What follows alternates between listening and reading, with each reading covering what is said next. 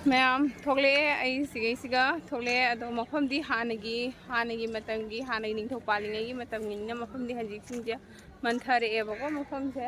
अदुगा फजै फजबदी फजै ma'am पुनमक लाई tourist place इना मीसु जाम तिल्ली अदो अग्रागबुदी मानदे अग्रानबुदी मैम हेली अदुना मैम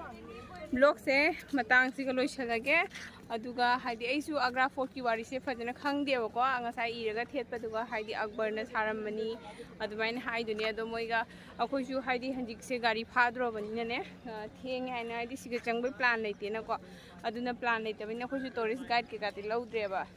ताजमहल की वारी दी फेमस ओबे वारी नि अखोइ म्यामना खंगिदनको अदु अग्रा फोर्ट की वारी सिदी खंगदेबा अग्रा फोर्ट से इदी अग्रा दा ला खंगिनेबा अग्रा फोर्ट लेयना मोइने टूरिस्ट की शो तौरगा अदुगा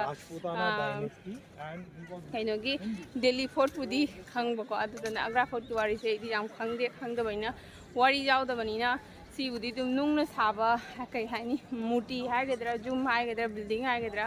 अंदुम नुंगना साबा चपचा मानो तैन वारी तो हाइदी फीलिंग द लोबोम खंगदेबको मयाम दी लई मोइगी हाइदी जेंगफम खोटमम दो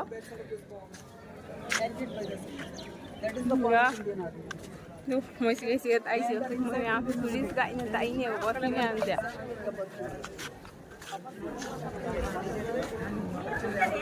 नोनी मैम दुबाइना हाइदी वारी तो फजना खंगागा ओइदी महाउदो चुपना हाइदी फजना एंजॉय तवदबको अदुदना मैम थोले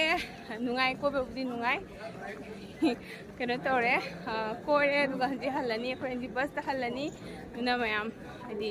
मखा ताना कोई हंजी जुमदा हल्लगे आइना तौरी अदो अग्रा फोर्ट की ओइनदी साइदा थोए लोइसलगे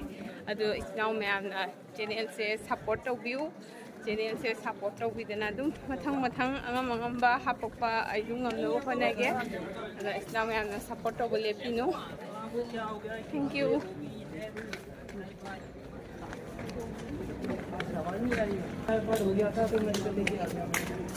खोने ना खोने